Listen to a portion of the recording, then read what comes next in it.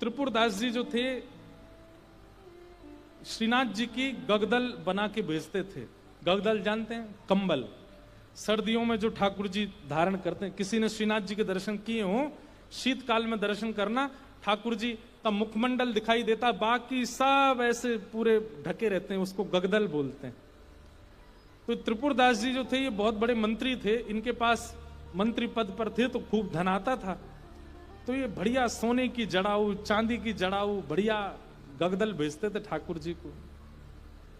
किसी ने जाके बादशाह से शिकायत कर दी, बोले त्रिपुरदास जी आपके खजाने के सारे पैसा लगा के गगदल बना के श्रीनाथ जी को भेज देते हैं। तो बादशाह ने इनको अपनी मंत्री पद से हटा दिया, और जैसे ये मंत्री पद से हटे, कंगाली आ गई, गरीब हो गए। अब इनके पास इतना भी धन नहीं था कि गगदल खरीद के भेज सकें। तो एक लिखने वाली कलम थी इनके पास, वो कलम बेच दी जाकर के, तो उससे 1 रुपया मिला। 1 रुपया से इन्होंने जो वस्त्र खरीदा, बिल्कुल 3rd क्लास वस्त्र खरीदा, 1 रुपए का आया। मन में बड़े दुखी थे, बोले ठाकुर जी मैंने कभी ऐसा वस्त्र आपको भेजा नहीं, लेकिन क्या बताऊं, और कोई मेरे पास चारा नहीं। वो वस्त्र खरीद करके उस पर प्रेम से हृदय से लगा के उस पर बढ़िया सुंदर कुछ रंग रोगन किया, जो जो उन पर उपस्थित था। थोड़े थोड़े इत्र बचे थे, इत्र लगा दिया, और किसी के हाथ मंदिर भिजवा दिया। गगदल नहीं बना पाए थे, चद्दर बनी थी, बस भिजवा दी।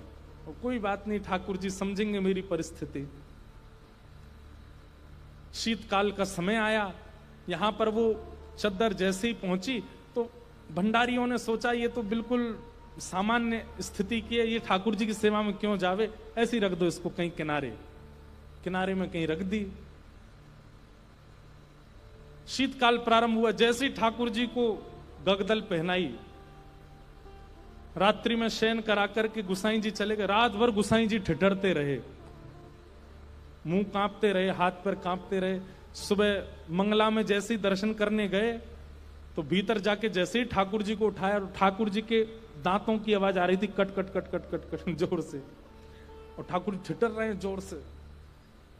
गुसाई जी बोले 5-5 गगदल पहना रखी हैं, फिर भी ठिठर रहे हैं, अंगीठी जला के लाओ। अंगीठी जला करके ठाकुर जी के आगे हाथ सेक सेक के, कभी हाथ पे लगा मैं, कभी गालों पे लगा मैं, कभी गले पे लगा मैं। ठाकुर जी बोले जाड़ो लग रहा हो, बहुत जोड़ते जाड़ो लग रहा हो मुझे। गुसाई जी बोले जय जय। अंगीठी जला दी, 5-5 गगदल उड़ा दी, और गगदल लेके आओ। महाराज 10-10 गगदल, ठाकुर जी ढक गए पूरे रजाइयों में। 5-5 अंगीठी जला दी, और ठाकुर जी हिल रहे हैं जोर से। और केवल नाटक कर रहे हो ऐसा नहीं, स्पर्श करने में बिल्कुल ऐसा लग रहा है जैसे मानो जैसे ठंडे पड़ गए हो ठाकुर जी। गुसाई जी तो इतनी चिंता में आ गए, क्या करें क्या करें क्या करें। अचानक गुसाई जी बोले 10-10 गगदल और 5-5 अंगीठी, फिर भी ठंडक नहीं जा रही, कोई लीला तो नहीं श्याम सुंदर की। ओहो, निश्चित ही किसी भक्त के द्वारा भेंट आई है, और वो हमने पधराई नहीं है, इसीलिए ये सब हो रहा है। तुरंत गुसाई जी बोले किसी भक्त की भेंट आई थी क्या? क्या क्या भेंट आई बताओ। सब बताया, बोले ये भेंट आई है। पर एक बोला एक और आई है, वो पतली सी चद्दर आई है एक, उसका कपड़ा भी ऐसा हम भी नहीं पहने, वो रखी है किनारे। गुसाई जी बोले वही लेके आओ। लेकर के आए, सारे 10 के 10 गगदल हटाई, पतली सी बेकार से कपड़ा की वो चद्दर जैसे ही ठाकुर जी को उठाई, ठाकुर जी बोले पसीना आ गए मुंह, तो भैया मेरी सबरे जाड़ो चलो गो। अरे अंगीठी हटाओ, मुंह को बहुत जोर से गर्मी लग रही है। गुसाई जी बोले बलिहारी ठाकुर जी आपकी जय हो। आपको ना तो जाड़ा लगता है, ना भूख लगती है, ना प्यास लगती है, ना गर्मी लगती है। भक्त के द्वारा प्रस्तुत भाव स्वीकार करने के लिए सारे भाव प्रकट कर लेते हो। हरिराम व्यास जी अपनी बेटी के ब्याह से प्रसन्न नहीं थे। क्यों नहीं थे? कोई पिता अपने पुत्री के ब्याह से अप्रसन्न कैसे हो सकता है? लेकिन उनके मन में भाव था कि भाई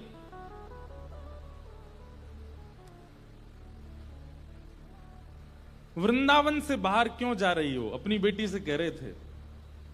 कि भाग्य होता है तब वृंदावन प्राप्त होता है, और तुम ब्याह करके अपने पति के साथ विदा होकर के वृंदावन से बाहर जा रही हो, ये मुझे अप्रिय लग रहा है। बेटी ने कहा पिताजी ये तो स्वभाव है कि बेटी को बाहर जाना ही पड़ता है, और बाहर कहां, जहां पति का घर है वहां जाना पड़ेगा। तो हरिराम व्यास जी बोले तुम्हारे पास दो उपाय हैं। बोले क्या? या तो पति से कहो कि वृंदावन में घर बना ले, या फिर उसी से ब्याह करो जो वृंदावन में रहता हो।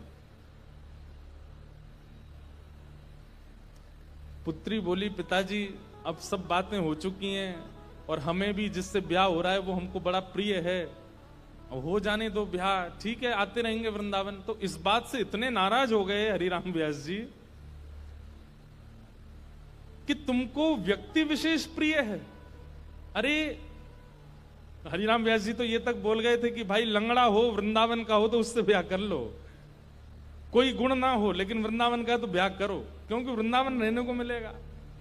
लेकिन तुम और गुणों को देख करके वृंदावन छोड़ करके जा रही हो, ये तुम्हारा सबसे बड़ा दुर्भाग्य है।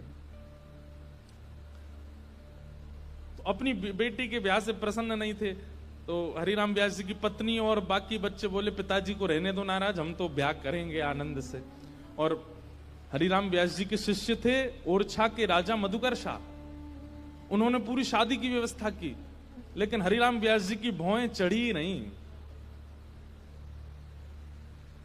और ज्यादा दुखी तो वे तब हो गए कि उन्होंने एक शर्त रखी, चलो ठीक है ब्याह कर रहे हो तुम, अपनी मर्जी से कर रहे हो, सब ठीक है, लेकिन पहली पंगत वैष्णव जनों को, संत जनों को, रसिक जनों को करानी पड़ेगी। लेकिन जब ब्याह का प्रसंग आता है ना, तो घर के लोग इन सब चीजों पर विश्वास करते नहीं है। घर के सब सदस्य बोले पहली पंगत तो बारात की होगी। बोले पिताजी ने कहा संतों को कराओ। बोले बोलने दो उनको, तुम तो उन्हीं को करा दो। और रही बात संतों की, तो एक काम करते हैं, पहले ही पूड़ी कचौड़ी जो भी बना है दावत में, पहले ही निकाल करके अलग धर देते हैं, जब संत आएंगे उनको पवा देंगे। हरिराम व्यास जी को ये बात पता चल गई तो इतने नाराज हो गए। बोले संत इतने प्रिय नहीं है, वो समधी बहुत ज्यादा अच्छा लगता है, उसको तो गरम गरम खवा रहे हैं और संतों के लिए अलग निकाल दिया है। बड़े नाराज हुए, बोले संतों का अपमान कर रहे हो। बेटी बोली पिताजी मेरा ब्याह है, आप बिल्कुल खुश नहीं हो। बोले मुझे खुशी करानी है तो वृंदावन से बाहर मत जाओ। ब्राह्मण लोग आए जो ब्याह पढ़ा रहे थे, तो हरिराम व्यास जी बड़े विद्वान थे, तो ब्राह्मण आकर के बैठे, सबने बैठ करके हरिराम व्यास जी से वार्ता की। तो ब्राह्मण सब बोले व्यास जी कोई अच्छी बात सुनाओ। तो हरिराम व्यास जी पद गाने लगे, वे मरे जिन मेरे घर ब्याह पढ़वायो। सारे ब्राह्मण बोले ऐसा मत कहो भगवान। बोले कि तुम भाग जाओ यहां से, या तो पुत्री को कहो कि वो वृंदावन छोड़ करके नहीं जाए, और यदि वो जाने का मन बना चुकी है तो वो सब मर जाएंगे जिन्होंने ब्याह पढ़ाया। ब्राह्मण तो घबरा गए। फिर अंत में मधुकर शाह जो राजा थे ओरछा के, उन्होंने हरिराम व्यास जी को प्रणाम किया। बोले मैं जिम्मेवारी लेता हूं, आपके दामाद और बेटी बाहर नहीं जाएंगे, मैं यहीं घर बनवा दूंगा, वो यहीं रहेंगे। तब हरिराम व्यास जी प्रसन्न हुए। मतलब हम संसारी लोग हैं, हमारे लिए कई बार रिश्ते नातेदार ज्यादा हो जाते हैं, ठाकुर जी से ज्यादा हो जाते हैं, हमारे लिए कई बार दिखावा ज्यादा हो जाता है, कई बार सब प्रदर्शन में हम लोग ज्यादा चले जाते हैं, हमारे लिए भक्ति भाव कहीं पीछे छूट जाता है। पर वृंदावन को भजने वाले के लिए ठाकुर जी प्रधान है और कुछ प्रधान नहीं है। इसलिए वहां धर्म प्रधान नहीं है, प्रेम प्रधान है।